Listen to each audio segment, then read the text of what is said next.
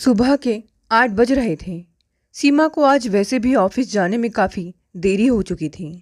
जैसे तैसे तैयार होकर और अपना टिफ़िन बहू के हाथ से लेती हुई वह जैसे ही बाहर जाने को हुई, वैसे ही कोई ज़ोर ज़ोर से डोरबेल बजाने लगा। अरे, इतनी सुबह सुबह किसे चैन नहीं है। जैसे ही सीमा आगे बढ़ने को हुई, वैसे ही बहू ने टोक दिया, रुकिए मम्मी जी, आप रुकिए, मैं दिखती हूँ। बहू ने जैसे ही दरवाज़ा खोला, सामने बेटा अजय खड़ा था। अजय घर में घुसते ही चिल्लाकर कहने लगा, अम्मा, पिताजी ख़त्म हो गए। सीमा ने सुना, पर बात को अनसुना कर वे अपना काम करती रहीं।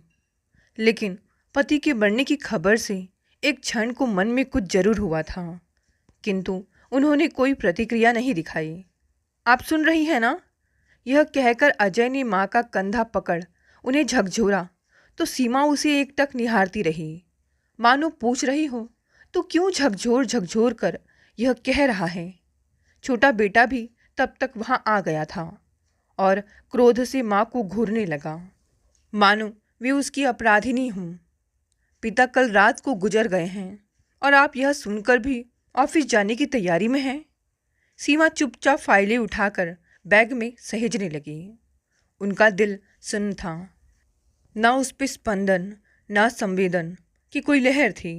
उनका हृदय मरुस्थल सा बन चुका था। बेटे ने अपनी पत्नी की ओर देखकर कहा, रो, चिल्लाओ, छाती पीटो, माथा पटको, अपने अनाथ होने की दुहाई दो। इस पर भी अम्मा की कोई प्रतिक्रिया ना देखकर छोटे बेटे विजय ने पूछा, अम्मा, तुम ऑफिस जा रही हो?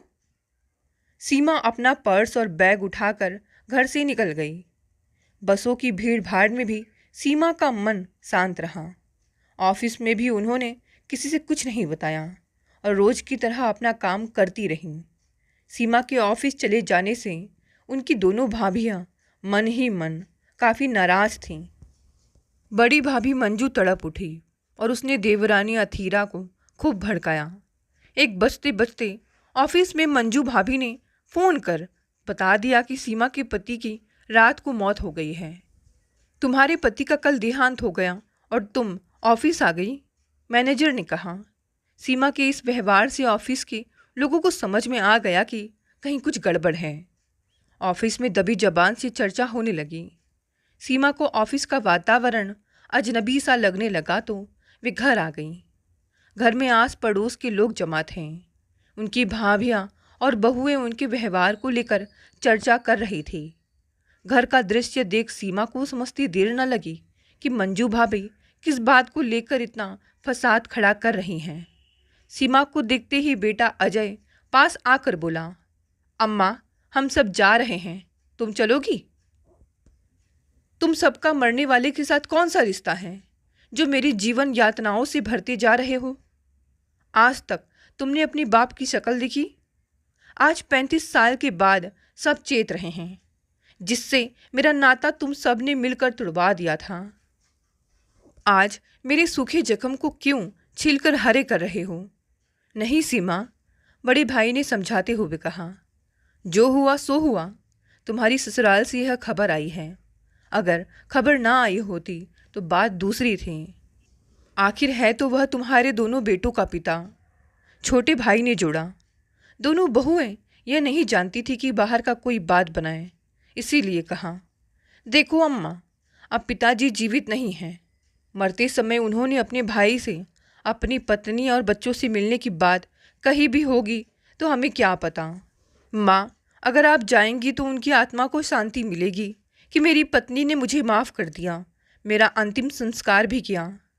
आपकी आने वाली पीढ़ी यानी पोते पोतियों के सुखमय जीवन के लिए आपका चलना जरूरी है। आप सब जाइए और दुनियादारी निभाइए, सीमा ने कहा। मैं ना दुनियादारी निभाऊंगी और ना आपकी बातों में आऊंगी। यह सुनने के बाद बड़ी भाभी मंजू ने सिर धुनना शुरू किया और ज़ोर ज़ोर से सीमा को ताने देने लगी। दूसरी भाभी भी बड़ी के मुताबिक छाती पीटने लगी। घर में चीखने चिल्लाने की आवाज़ गूंजने लगी। दोनों भाइयों के जोर देने पर अनमनी सी सीमा उठी और बोली, आपको मेरा जीवन नरक में ढकेल कर खुशी होती है तो चलो। इतना कह वे चप्पल पहनकर बाहर आ गईं। 35 साल पहले जिस घर को छोड़कर सीमा गई थी, उस घर में पति की लाश जमीन पर पड़ी थी। शराब पी पी कर उनका शरीर बड़ा भद्दा और स्याह पड़ चुका था। उस पर मक्खियाँ भिनभिना रही थी। सीमा ने एक नज़र लाश पर डाली और मन घृणा से भर गया था। इतना ऊंचा पद और पैसा होते हुए भी कुत्ते की मौत। इस पियक्कड़ को क्या पता था कि सारा पैसा छोटा भाई खा गया था। सीमा का मन भर आया। वे बाहर आ गई। क्रियाक्रम, दाह संस्कार, रीति नीति नहीं निभाओगी भाभी? सीमा के देवर ने पूछा। आज तक तुमने किया है, आगे भी तुम ही करो। इतना कहकर खामोश हो गई। उनके मन में पति के मरने का तनिक भी अफसोस ना था। रिश्तेदारों ने उनको बिठाकर सिर पर पानी डाला, पहनने को साधारण सी साड़ी दी और विधवा को लगाने वाली भभूत लगाई। दाह संस्कार करते समय पोते पोती मृतक आलोक के इर्द गिर्द खड़े कर दिए गए। दाह संस्कार कर शाम 7 बजे सब घर आ गए थे। बड़े बेटे ने बताया कि दाह संस्कार का सारा इंतज़ाम अम्मा को ही करना है। सीमा हैरान हो उठी। मुझे कुछ नहीं करना है, मैं इस आदमी को नहीं जानती।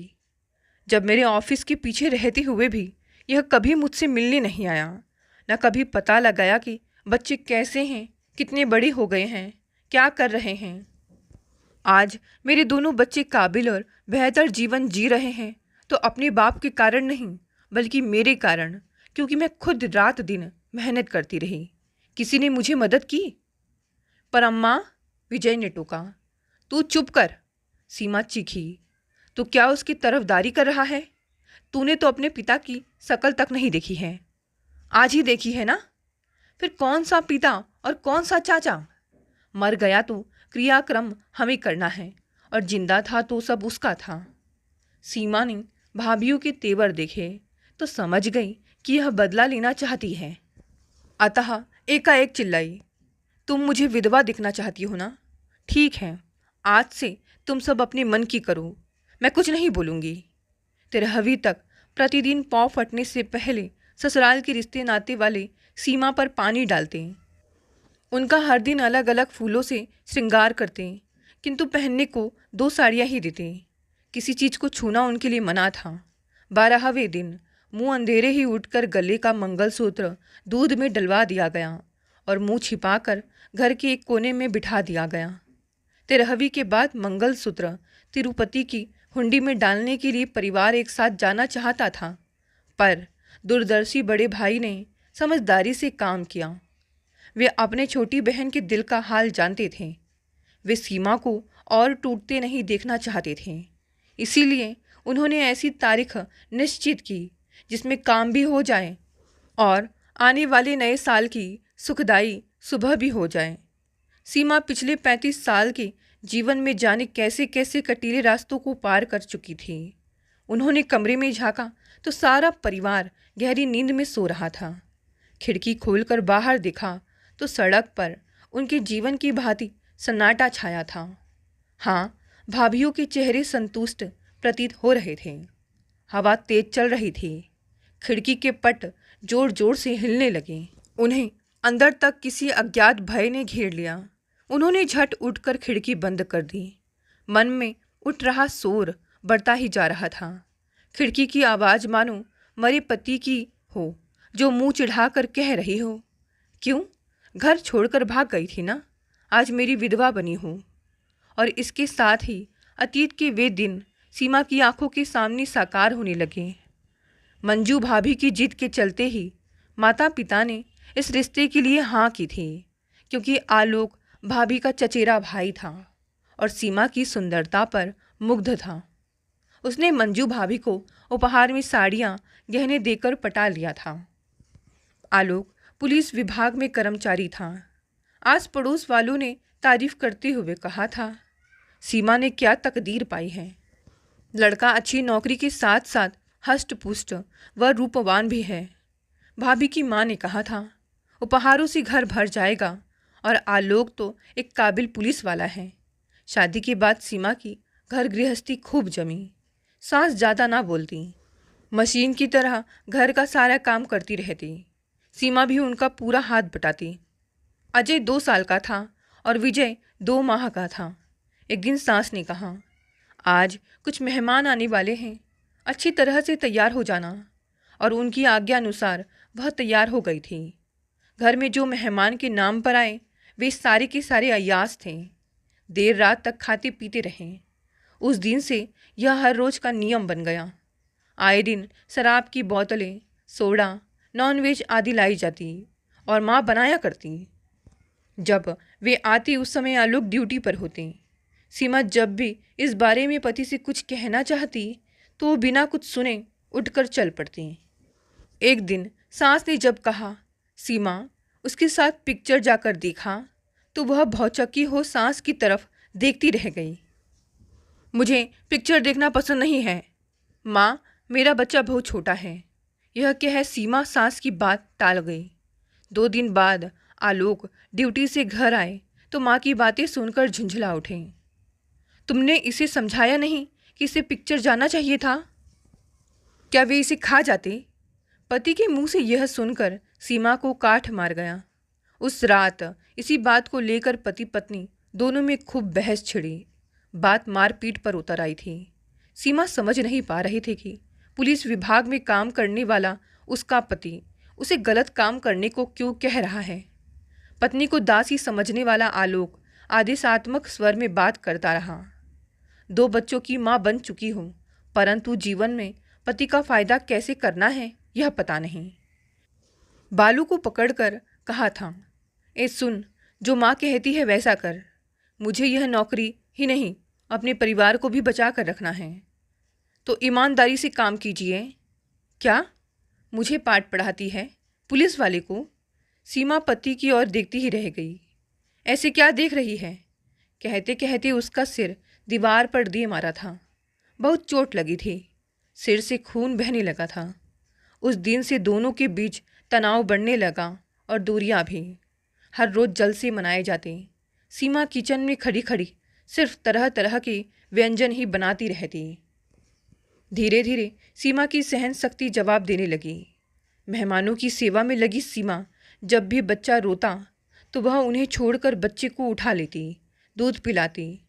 एक दिन कमरे से बाहर आने में देर होती देख पति खूब झल्लाया और विजय और अजय को उठाकर घर के बाहर पटक दिया। सीमा तब पहली बार बिफरी थी। आप बच्चों को इस तरह क्यों पटक रहे हैं? घड़ी देखी है, 11:15 बज रहे हैं। मैं अब कमरे से बाहर नहीं आऊंगी।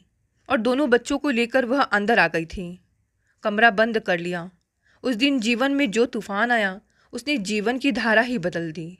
बंद कमरे में सीमा यही सोचती रही कि मायके जाकर क्या कहेगी। अय्याश लोग कब किसको क्या कह दें पता थोड़े ही चलता है। दहेज में कम नहीं लाई। फिर ऐसी हरकत क्यों? सीमा घृणा क्रोध से भर उठी। पति पत्नी का पवित्र रिश्ता उसे घुटन होने लगी। अगर घर में पैसे चाहिए तो वह कमा कर लाएगी, ट्यूशनों से कमाएगी, किंतु अपने चरित्र में दाग नहीं लगने देगी। विजय के 2 साल पूरे होते ही उसने नौकरी ढूंढनी शुरू कर दी। नौकरी पब्लिक लाइब्रेरी में मिल गई थी, वह भी पूरे 20,000 रुपये की। इसे सुनकर सास सबसे ज़्यादा खुश हुई थी।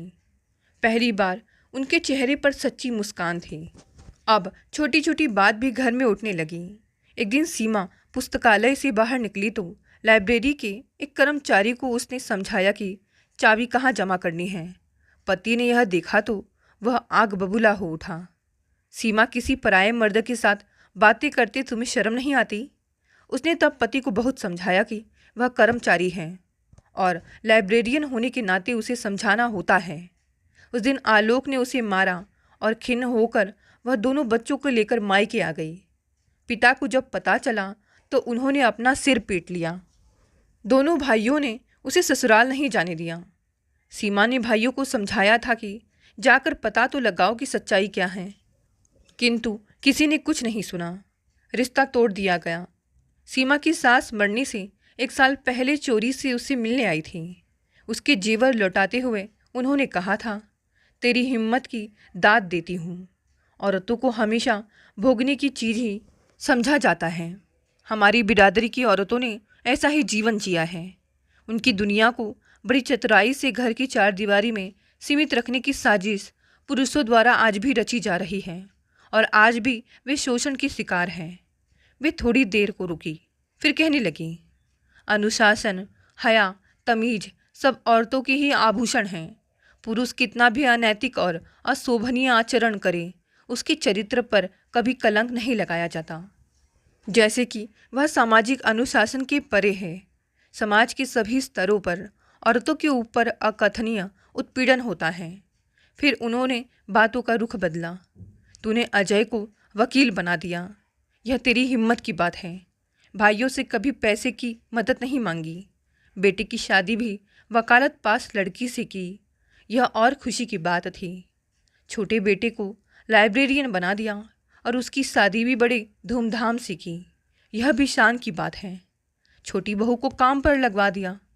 आज की महंगाई के चलते सब काम अच्छी तरह निपटा दिया। मैं तुम्हें आज प्रणाम करती हूँ। ये गहने ले। नहीं अम्मा, सीमा बोली, आपने मेरी हर बात को समझा और मुझसे मिलने आई, यही मेरे लिए काफ़ी है। ये गहने आप ही रखिए, कभी आड़े वक्त आपके काम आएंगे। फिर थोड़ा रुक कर आगे बोली, क्या एक सवाल आपसे कर सकती हूँ? हाँ। उन्हें शायद अंदेशा हो गया था। माँ होकर भी आपने घर में ऐसा वातावरण क्यों बनने दिया था? वे काफ़ी देर तक गंभीर बनी रहीं, फिर बोली, तुझे यह पता है ना कि हमारे यहाँ ज़्यादातर पुरुष ऐसे ही होते हैं। पुलिसकर्मी होकर भी तेरे दादा व नाना सब बढ़ावा देते रहे और अपना फ़ायदा समझकर खुलेआम इस अनैतिकता को करते रहे। कहकर वह चुप हो गईं। अब तो सब कुछ बदल चुका है, समाज में बहुत बदलाव आ गया है अम्मा। मैंने मन पर एक बड़ा सा पत्थर रखकर जीवन से समझौता कर लिया था, किंतु तूने बहादुरी से काम किया, क्योंकि तू पढ़ी लिखी थी। जीवन साहस का नाम है। अम्मा, सीमा बोली, अगर आप साहस करती तो आज ना आपके पुत्र की दुर्दशा होती, ना मेरी गृहस्थी टूटती। अब मैं उसे अपना पति नहीं मानती। उसके मरने पर भी मैं किसी प्रकार का शोक नहीं मनाऊंगी। ठीक है, अम्मा ने कहा था। इसी के साथ अब सीमा उठकर बैठ गई। घड़ी पर नज़र डाली तो 4 बजने वाले थे। अब उसका मन बेचैन नहीं था। मन ही मन विचार उत्पन्न हुए कि दुनिया का सबसे बड़ा आश्चर्य क्या है। यक्ष के प्रश्न वाला प्रसंग मन में उठा। यक्ष के इस प्रश्न पर युधिष्ठिर ने जवाब दिया, हम में से प्रत्येक को इस बात की जानकारी है कि जब हम पैदा हुए हैं तो एक दिन मरना भी पड़ेगा। फिर भी यही माने बैठे हैं कि हम सदा के लिए जिंदा रहेंगे। आज पति नाम का जीव शरीर छोड़कर चला गया तो कल मुझे भी जाना ही होगा। इस तथ्य से मुक्त होने में मानव तब तक अक्षम है जब तक कि वह अपनी सोच अथवा मानसिक स्तर को धर्ममुखी ना बनाए। जीवन भी एक ऐसा ही सत्य है और मृत्यु भी, जिसका सामना हम सभी को कभी ना कभी करना ही होगा। इस दुनिया में पैदा हुई हर चीज़ का अंत है। जीवन हर क्षण में हमें मृत्यु के करीब ला रहा है। हम बूढ़े होना नहीं चाहते, किंतु होते जाते हैं। हम अपने शरीर को अपना मानते हैं, किंतु यह तो हमारा नहीं है। मुझे अब क्या करना चाहिए? विचार पलटा। हमारा इस धरा पर आवागमन चलता रहेगा। हर दिन सूर्य निकलता है तो डूबता भी है। बड़ी बात तो यह है कि हर वक्त नया बनकर निकलता है। प्रकृति का यह नियम कब कौन बदल सका है? इसलिए मुझे भी हर दिन नए सूर्य की तरह जीना चाहिए। उस आने वाले नव वर्ष से प्रेरणा मिलने लगी। हर साल एक नया साल के रूप में आता है। मैंने अपने हिस्से की तमाम जिम्मेदारियां निभा दी हैं। मैं आज तक अनजान रही, आज से और ज़्यादा काम करूंगी। क्या ज़रूरत है बीती ज़िंदगी की गलतियों पर विचार कर कोसना? मेरी जो बची ज़िंदगी है उसे और ऊर्जावान बनाकर कुछ अपने बच्चों, कुछ खुद के लिए और कुछ इस धरा के लिए कर पाऊँ, यही तो नियति है। मंदिर के घंटे ने 4 बजाए। सीमा ने तमाम मलिनता को परे फेंक दिया। कमरे में देखा तो सारा परिवार उसी तरह थका मांदा सोया था। उसने केसरी बॉर्डर वाली साड़ी निकाली, नहा धोकर तैयार हुई, कुमकुम लगाई और साथ ही एक पत्र लिखा। मेरे बच्चों, मैं बस स्टैंड के बाहर की सीढ़ियों पर बैठी हूँ। सूर्य की प्रथम किरण के फूटते ही मेरे मन का अंधकार मिट गया है। जन्म मरण हमारी नियति है, इसीलिए सब लोग घूमे फिरे, जो खरीदारी करनी है करें, किसी को अब और मायूस होकर बैठने की ज़रूरत नहीं है। आज नया वर्ष है। इस नए वर्ष का स्वागत नई सोच से करें। मैं जिस तरह प्रतिदिन रहती आई हूँ वैसी ही रहूँगी। आपकी सीमा। 7 बजे के आसपास जब परिवार के सदस्य उठे और पत्र पढ़ा तो उनके मन में भी नया प्रकाश हुआ। कल तक जो सीमा को दोषी करार दे रहे थे, उसके परिपक्व विचार देख सबके सब नकारात्मक मार्ग से सकारात्मक मार्ग की ओर सोचने लगे। एक नई खुशी की लहर घर परिवार में फैल गई। ऐसी खुशी जो बिल्कुल नई तरह की थी। सबने देखा केसरी साड़ी पहने सजी धजी अम्मा बस स्टैंड की सीढ़ियों के पास बैठी थीं और एकटक सूर्य को देख रही थी। सब दौड़ते हुए उनके पास पहुंच गए और उन्हें गले से लगाकर प्यार करने लगे। आज सूर्य की किरणें नई आभा बिखेर रही हैं। दोस्तों, ये छोटी सी कहानी यही समाप्त हो गई। चलिए साथ देखते हैं आज की दूसरी कहानी। मनोज ने अपने दोस्त रुपेश और उसकी पत्नी माया और उनकी बेटी रजनी के लिए उपयुक्त दुल्हा तलाशने में मदद करने हेतु अपने सहायक विवेक से मिलवाया। दोनों को सुदर्शन और विनम्र विवेक अच्छा लगा। वह रेलवे वर्कशॉप में सहायक इंजीनियर था। परिवार में सिवा माँ के और कोई ना था, जो एक जाने माने कॉलेज में पढ़ाती थी। राजनीति शास्त्र की प्रवक्ता रजनी की शादी के लिए पहली शर्त यही थी कि उसे नौकरी छोड़ने के लिए नहीं कहा जाएगा। स्वयं नौकरी करती सास को बहू की नौकरी से ऐतराज नहीं हो सकता था। यह सब सोचकर रुपेश ने मनोज से विवेक और उसकी माँ को रिश्ते के लिए अपने घर लाने को कहा। अगले रविवार को मनोज अपनी पत्नी चंदा, दोनों बच्चों सोनू, पायल और विवेक व उसकी माँ कावेरी के साथ रुपेश के घर पहुँच गए। मामा, चाचा, मौसा और फूफा वगैरह सब हैं, लेकिन यूपी में हैं। हैदराबाद आने के बाद उनसे संपर्क नहीं रहा। या सच कहूँ तो पापा के रहते जिन रिश्तेदारों से हमारी सरकारी कोठी भरी रहती थी, पापा के जाते ही वह रिश्तेदार हम बेसहारा माँ बेटी से कन्नी काटने लगे थे। विवेक ने अन्य रिश्तेदारों के बारे में पूछने पर बताया। इसीलिए मैं माँ को लेकर हैदराबाद चला गया और यहाँ के परिवेश में हम एक दूसरे के साथ संतुष्ट हैं। विवेक की शादी हो जाए तो मेरा परिवार भरा पूरा हो जाएगा, कावेरी ने जोड़ा। आप रजनी को पसंद कर ले, वह भी जल्दी हो जाएगा, मनोज ने कहा। हम तो आपके बताए विवरण से ही रजनी को पसंद करके यहाँ आए हैं, लेकिन हम भी तो रजनी को पसंद आनी चाहिए ना। कावेरी हंसी। रजनी की पसंद पूछकर ही आपको यहाँ आने की तकलीफ दी है, माया ने भी उसी अंदाज में कहा। हमारी बेटी की एक ही शर्त है कि आप उसे नौकरी छोड़ने को ना कहें। नहीं कहूँगी, लेकिन एक शर्त पर कि यह भी कभी मुझे नौकरी छोड़ने को नहीं कहेगी। फिर तो बात पक्की। मुँह मीठा करवाओ माया बहन। चंदा के कहने पर माया मिठाई ले आई।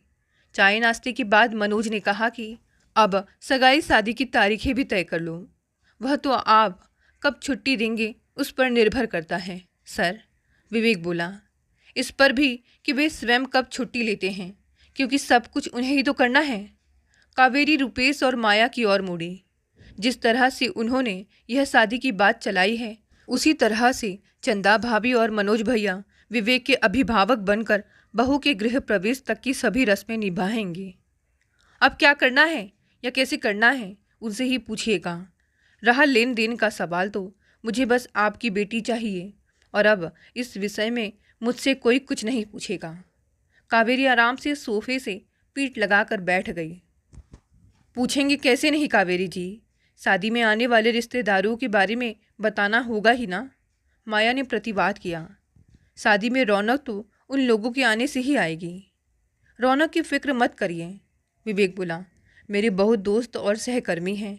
ज़्यादा हंगामा चाहिए तो मम्मी के छात्र छात्राएं हैं। मेरे छात्र छात्राओं की क्या ज़रूरत है, कावेरी हंसी। रजनी के ननंद देवर है ना, पायल और सोनू, अपने दोस्त सहेलियों के साथ धूम मचाने को। शादी बहुत धूमधाम और हंसी खुशी से हो गई। रजनी विवेक के साथ बेहद खुश थी। कावेरी से भी उसे कोई शिकायत नहीं थी। कोचिंग कक्षाएं तो सुबह शाम ही लगती हैं। सो कावेरी सुबह से ही जाती थी और रजनी के कॉलेज जाने के बाद लौटती थी। दिन भर घर में रहती थी, सो नौकरानी से सब काम भी करवा लेती थी। रजनी को घर लौटने पर गरम चाय नाश्ता मिल जाता था। कुछ देर रजनी के बाद कावेरी फिर कॉलेज चली जाती थी और रजनी पूरी शाम विवेक के साथ जैसे चाहे बिता सकती थी।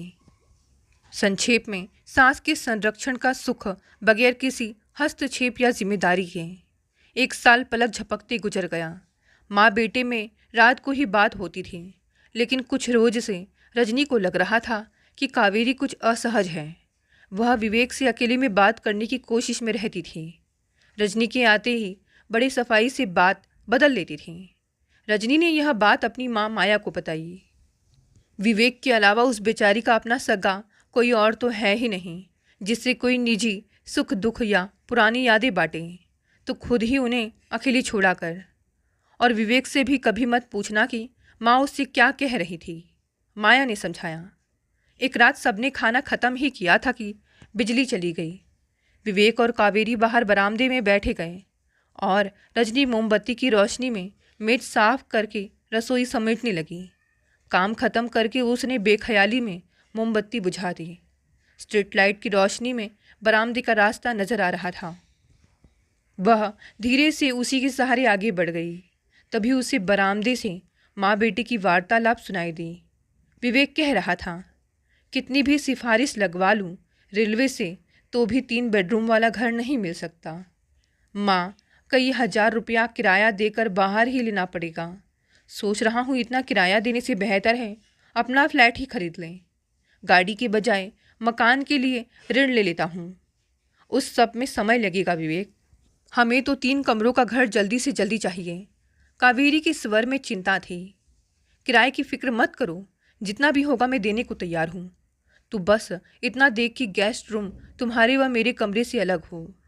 रजनी चौंक पड़ी। रेलवे की ओर से उन्हें 2 बेडरूम का कॉटेज नुमा घर मिला हुआ था।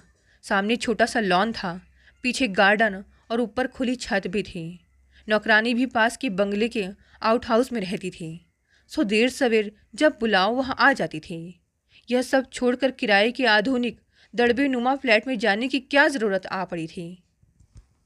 अपने 3 सदस्यों के परिवार के लिए तो यह घर काफ़ी है, तो फिर यहाँ कोई मेहमान आ रहा है। मगर कौन? हड़बड़ाओ मत माँ। बराबर वाले घर में विधुर तिवारी जी बेटे के साथ रहते हैं और बेटा अगले महीने विदेश जा रहा है। वे खुशी से हमें एक कमरा दे देंगे। आप अब इस बारे में ना तो फिक्र करो ना ही बात, विवेक ने कहा और पुकारा। तुम अंधेरे और गर्मी में अंदर क्या कर रही हो रजनी? हाँ बेटी, यहाँ आकर बैठ, बड़ी अच्छी हवा चल रही है, कावेरी भी बोली। इसका मतलब था कि माँ ने भी बात ख़त्म कर दी है। अब पूछने पर भी कोई कुछ नहीं बताएगा। और वैसे भी विवेक ने फ़िलहाल तो मकान बदलना टाल ही दिया था। जयपुर में होने वाली बैडमिंटन प्रतियोगिता में रजनी की कॉलेज की टीम चुनी गई थी। अपने समय में रजनी भी राज्य स्तर की खिलाड़ी रह चुकी थी और अभी भी छात्राओं के साथ अक्सर बैडमिंटन खेलती थी। प्रिंसिपल और छात्राएं चाहती थी कि रजनी भी टीम के साथ जयपुर जाए। रजनी ने विवेक और कावेरी से पूछा। दोनों ने सहर्ष अनुमति दे दी। लौटने वाले रोज उन सबकी ट्रेन रात की थी। लड़कियां जयपुर घूमना और खरीदारी करना चाहती थीं। आयोजकों ने उनके लिए एक प्राइवेट टैक्सी की व्यवस्था कर दी थी। ड्राइवर जीवन अधेड़ उम्र का व्यक्ति था। उसने बड़ी अच्छी तरह से लड़कियों को दर्शनीय स्थल दिखाए। दिन भर घूमने के बाद रजनी थक सी गई, सो रोड पहुंचने पर उसने कहा कि वह शॉपिंग के बजाय गाड़ी में आराम करना चाहेगी। इतनी गर्मी में हम आपको अकेले नहीं छोड़ेंगे मैडम, लड़कियों ने कहा। मैं हूं ना मैडम के पास, गाड़ी में एसी भी चलता रहेगा, जीवन ने कहा। आप लोग इत्मीनान से जाकर खरीदारी कर लो। धन्यवाद भैया जी। नाम और बोलचाल से तो आप उत्तर भारत के लगते हैं, यहाँ कैसे आ गए? रजनी ने पूछा। जीवन ने आह भरी।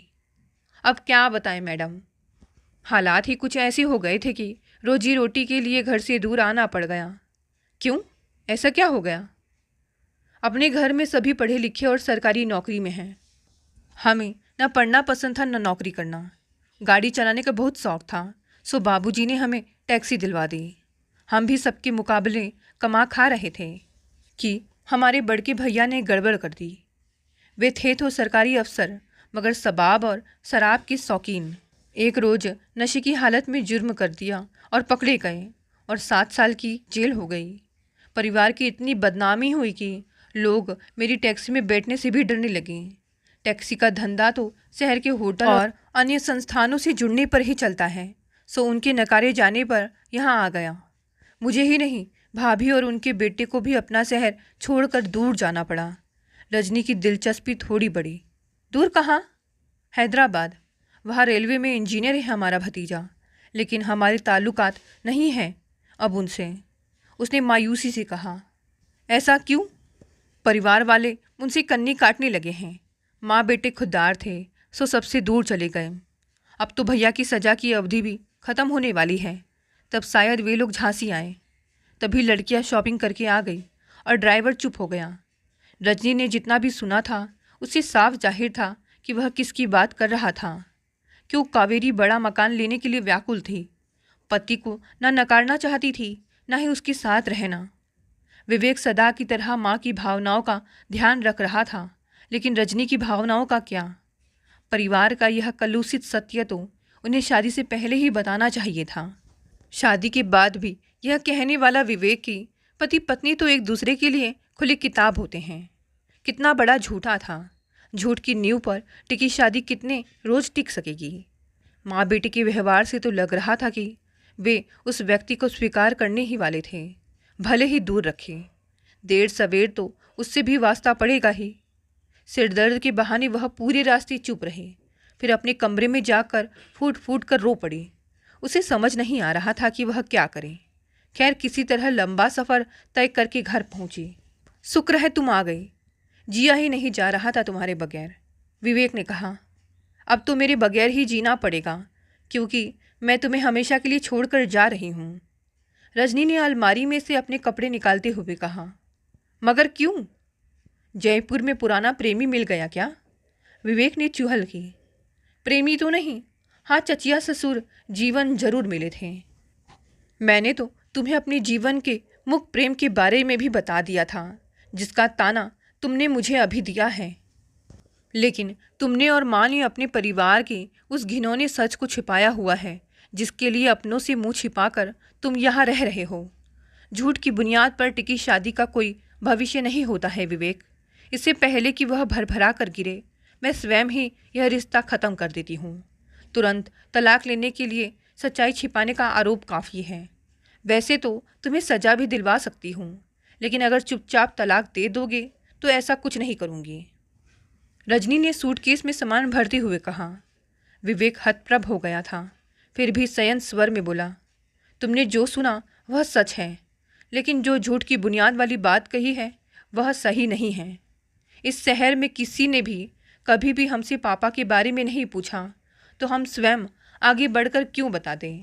तुमने देखा होगा शादी के मंडप में दिवंगत माता पिता की तस्वीर रखी जाती है, मगर हमने तो नहीं रखी, न किसी ने रखने को कहा। तुमने भी तो कभी नहीं पूछा कि घर में पापा की कोई तस्वीर क्यों नहीं है, या कभी उनके बारे में कोई और बात पूछी हो। मैंने और माँ ने यह फैसला किया था कि हम स्वयं पापा के बारे में किसी को कुछ नहीं बताएंगे, मगर पूछने पर कुछ छिपाएंगे भी नहीं। अब किसी ने कुछ नहीं पूछा तो इसमें हमारा क्या कसूर है? एक बात और, माँ विधवा की तरह नहीं रहती, सादे मगर रंगीन कपड़े पहनती है और थोड़े बहुत जेवर भी, लेकिन सिंदूर या बिंदी तो नहीं लगाती। रजनी को पूछने के लिए यही मिला। तुम लगाती हो? तुम्हारी मम्मी या चंदा आंटी? विवेक ने पूछा। कितनी सुहागिनें मांग भरती हैं या पाँव में बिछिया पहनती हैं आजकल। हमने सच को छिपाने का कोई प्रयास नहीं किया रजनी। अच्छा, और यह जो मुझे बगैर बताए लोन लेकर बड़ा मकान बनाने की योजना बना रहे हो, उसे क्या कहोगे? रजनी ने व्यंग से पूछा। योजना ही है, लिया तो नहीं। पापा के यहाँ आने का पक्का होने पर तुम्हें सब बताने की सोची थी, क्योंकि पापा यहाँ आएंगे यह अभी पक्का नहीं है। वे बदल चुके हैं और केरल से कोई सज्जन जेल में प्रवचन देने आते हैं और पापा अपना शेष जीवन उनके आश्रम में बिताना चाहते हैं। तुम्हें कैसे मालूम? रजनी ने उसकी बात काटी। क्योंकि मैं बगैर माँ को बताए सरकारी काम का बहाना बनाकर पापा से मिलने झांसी जेल में जाता रहता हूँ। अदालत की पेशी के दौरान मैंने पापा की आंखों में पश्चाताप देखा था, सो मैंने उन्हें माफ़ कर दिया। लेकिन माँ पर मैंने अपनी मनसा नहीं थोपी और ना ही अभी से उन्हें यह बताना चाहता हूँ कि पापा यहाँ नहीं रहेंगे। रिहाई के रोज़ माँ मेरे साथ उन्हें जेल से लेने जाएंगी। तब कह नहीं सकता कि दोनों की क्या प्रतिक्रिया होगी। पापा को घर लाना चाहेंगी या स्वयं उनके साथ त्रिचूर जाना, या पापा को अपने रास्ते जाने देना और स्वयं जिस रास्ते पर चल रही हैं उसी पर चलते रहना। मेरा यह मानना है रजनी कि जिसको जो उचित लगता है वही करना उसका जन्म सिद्ध अधिकार है और उसमें टांग अड़ाने का मुझे कोई हक नहीं। यानी तुम्हें छोड़ने का फैसला मेरा जन्म सिद्ध अधिकार है? रजनी ने शरारत से पूछा। बशर्ते कि तुम यह सिद्ध करो कि तुमसे झूठ बोलकर तुम्हें धोखा दिया गया या नुकसान पहुंचाया गया। वह तो सिद्ध नहीं कर सकती, रजनी ने कपड़े अलमारी में वापस रखते हुए कहा, क्योंकि झूठ तो तुमने कभी बोला ही नहीं। बगैर कभी कुछ पूछे मैं ही अपनी सोच को झूठ समझती रही। दोस्तों, ये कहानी यही समाप्त हो गई। कहानी पसंद आई तो इसे लाइक, शेयर, कमेंट करें। नए हैं तो चैनल को भी सब्सक्राइब कर लें। धन्यवाद दोस्तों, मिलते हैं अगली नई कहानी से।